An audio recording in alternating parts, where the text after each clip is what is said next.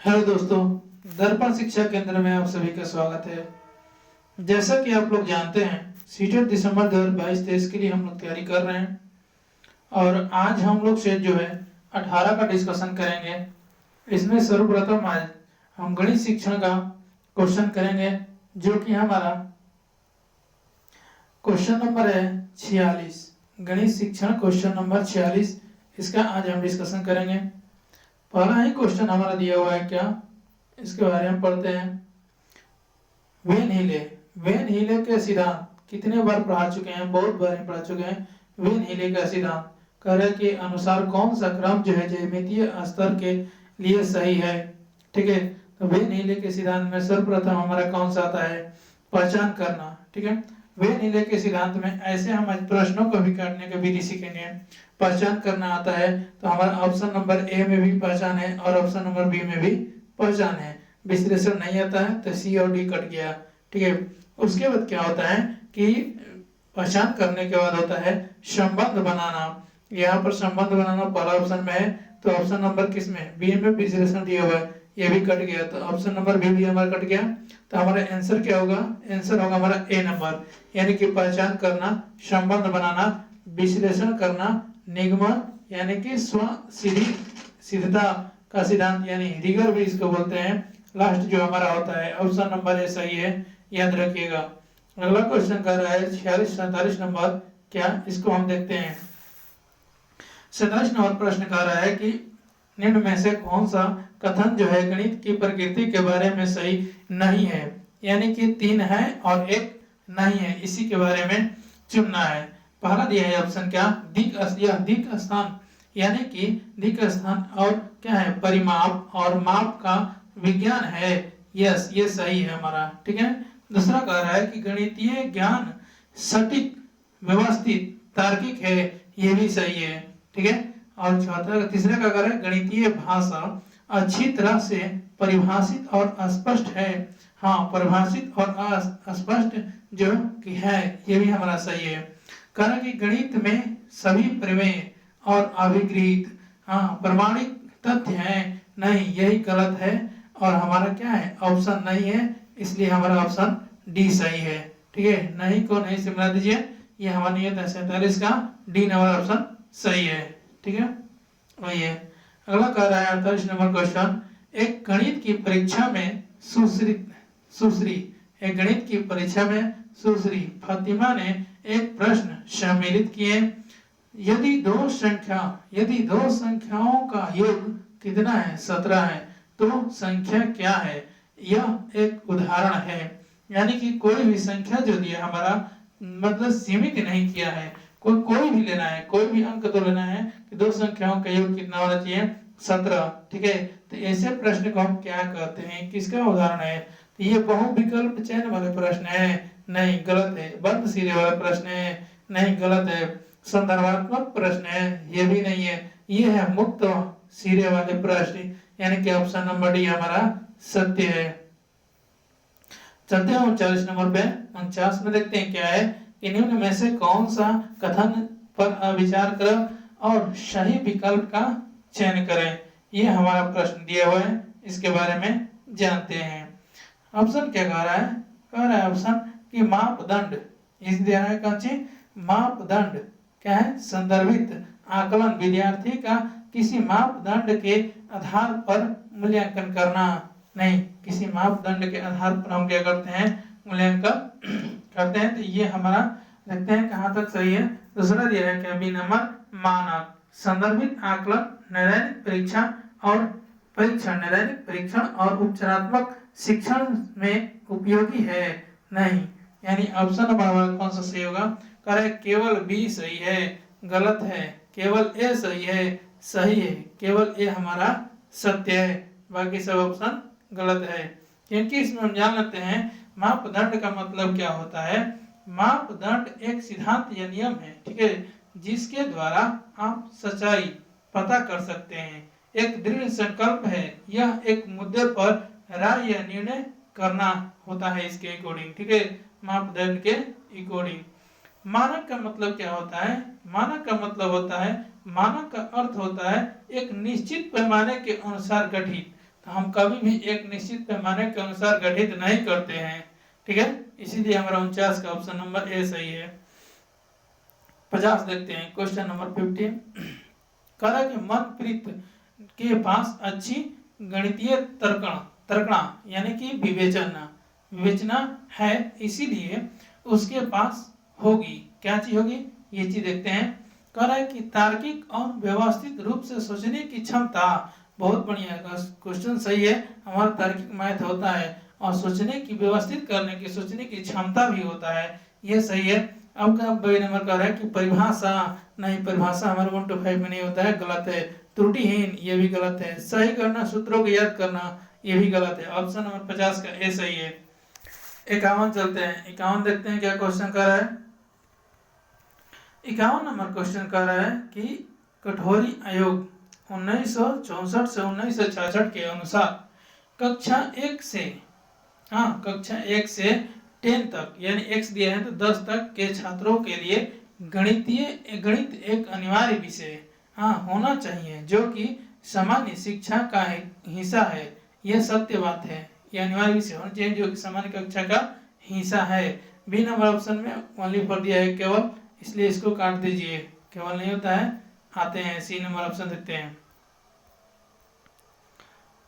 अगला ऑप्शन जो हमारा दिया है सी नंबर क्या दिया है, इसके बारे में देखते हैं।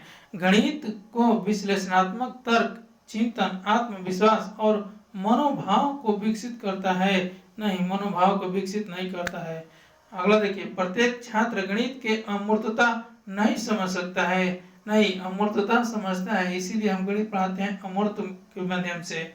कह रहा है कि अतः कक्षा 8वीं के बाद इसे वैकल्पिक विषय के रूप में रखना चाहिए, नहीं गलत है। ऑप्शन नंबर 51 का ए होगा। आते हैं 52 पर।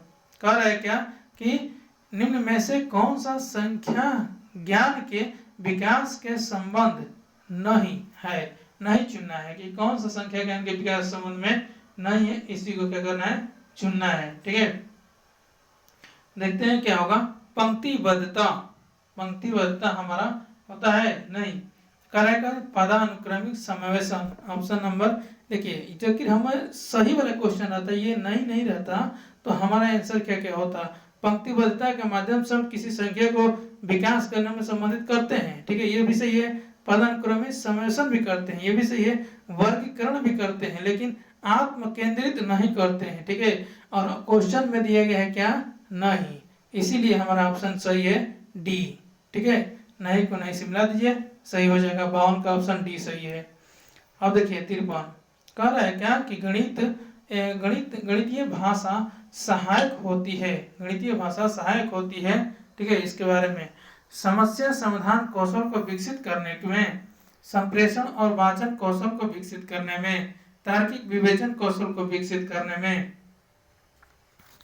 देखते हैं उसके बाद दिया है क्या कि इसमें से कथन कारक में दिया गया है कौन सी, कि सही विकल्प ए बी गलत है, ए और बी नहीं होगा, इसमें से क्या होगा हमारा देखते हैं। केवल बी, ये भी सही गलत है। केवल सी, ये भी गलत है, यानी ऑप्शन काटते चलिए, नहीं होगा, ए और सी होगा। ठीक है, कि समस्या समाधान कौशल को विकसित करने में सही है, और तार्किक विवेचन कौशल को विकसित करने में, ये भी सही है। आइए 54 का देखते हैं। 54 नंबर क्वेश्चन क्या कह रहा है, इसके बारे में देखते हैं। ये क्वेश्चन 54 नंबर बोल रहा है कि कक्षा 1-2 के छात्र को जब 56 और 42 को हल करने के लिए कहा गया, 56 और 42 को हल करने के लिए कहा गया, तो उसने विद्यार्थी ने क्या किया कि पहले 56 + 42 बराबर लिखा है यहाँ पर क्या कि 50 + 40 + 6 + 2, और फिर क्या क्या है कि इसको जोड़ दिया है, तो 50 40 90 कर दिया है, और 6 2 कितना किया 8 किया है, तब हमारा आंसर किया कितना 98 लिखा हुआ है। एक गणितीय अध्यापक के रूप में आपकी इस छात्र के प्रति क्या प्रतिक्रिया है, यही दर्शाना है, यही बात हमें जानना है। कारण कि छात्र को प्रश्न हल करने के लिए अपनी स्वयं की रणनीति अपनाने के लिए हतोत्साहित करेंगे। कभी भी बच्चे को हम हतोत्साहित नहीं करते हैं, इसीलिए ऑप्शन हमारा ये गलत है। अगला ऑप्शन देखते हैं क्या कह रहा है। कह रहा है ये कि छात्र को क्या करते हैं, छात्र को डांटते हम कभी हमें छात्र को डांटा नहीं जाता है, इसलिए यहाँ भी ऑप्शन गलत हो गया है, क्योंकि यह प्रक्रिया स्तंभ विधि से योग का सीखने में सहायता नहीं करता है। नहीं, दो नेगेटिव, यानी कि डांटना भी नहीं है और सहायता करता है कभी नहीं करने चाहिए। सी नंबर कह रहा है कि छात्र को निर्देश दें, निर्देश कभी नहीं देना चाहिए कि वह अन्य छात्रों के ने समस्या कैसे हल की और उसने सहायता लेकर समस्या को सही विधि से हल करें।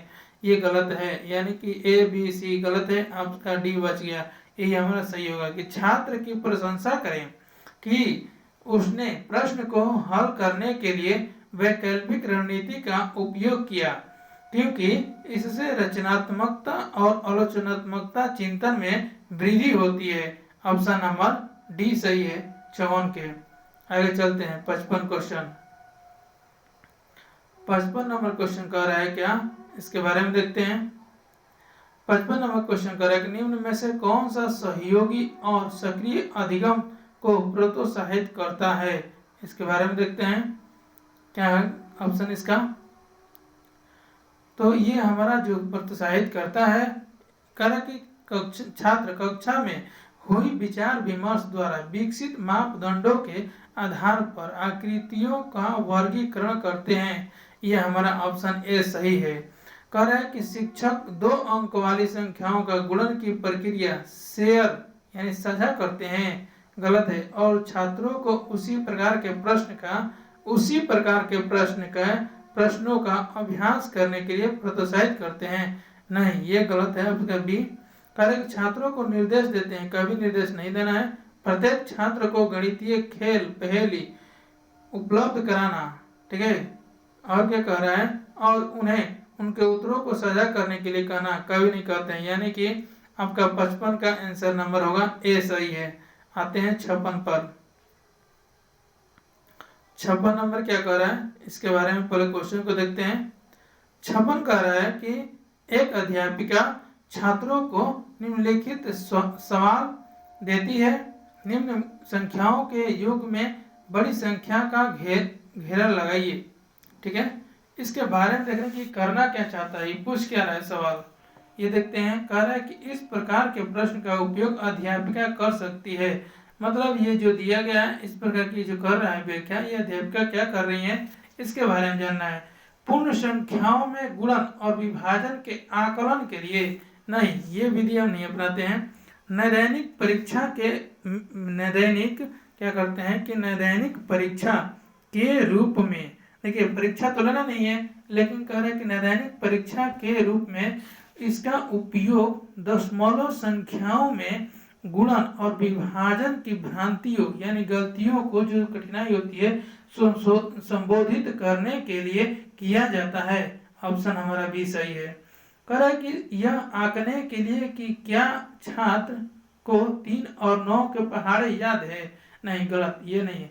पूर्ण संख्याओं की तुलना के लिए, नहीं, गलत है, यानी कि आपका 56 का आंसर नंबर होगा बी। 57 देखिए, 57 क्वेश्चन नंबर कह रहा है क्या कि निम्न में से कौन सी गणितीय प्रक्रिया नहीं है, तो गणितीय प्रक्रिया नहीं है उसके बारे में देखते हैं। समस्या समाधान ऑप्शन ए है, दृश्यीकरण है, निरूपण है, अनुकूलन ये नहीं है हमारा, ऑप्शन नंबर डी 57 का। 58 प्राथमिक स्तर पर शाब्दिक समस्या इबारती सवाल को शामिल किया जाना चाहिए, क्योंकि इसके देखते हैं क्या कह रहा है, ये कह रहा है क्यों। पहला ऑप्शन इसमें देखिए,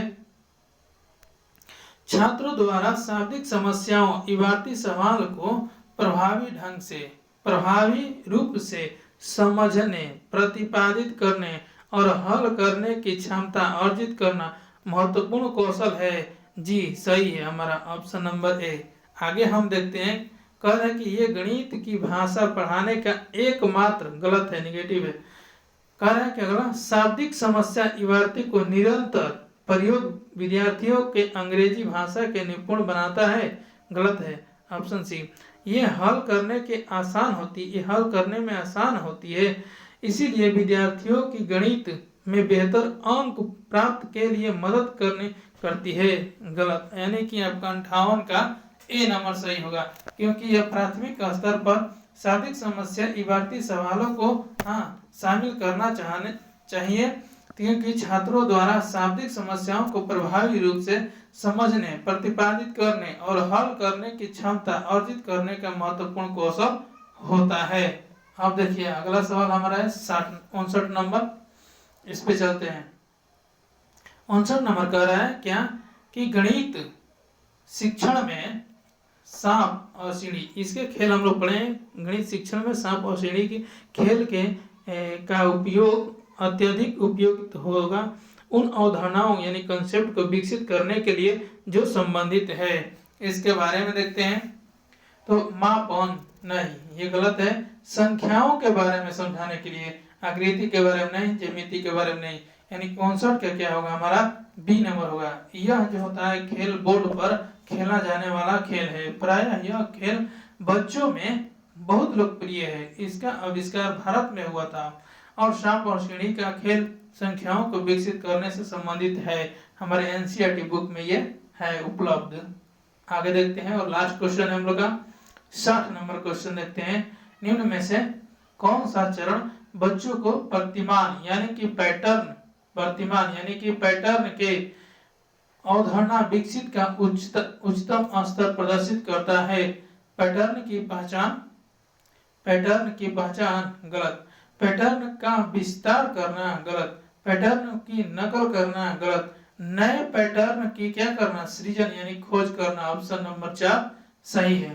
आपका ये सेट नंबर 18 का डिस्कशन मैथ शिक्षण का समाप्त होता है। थैंक्स, धन्यवाद। वीडियो शेयर करें, लाइक करें, सब्सक्राइब करें।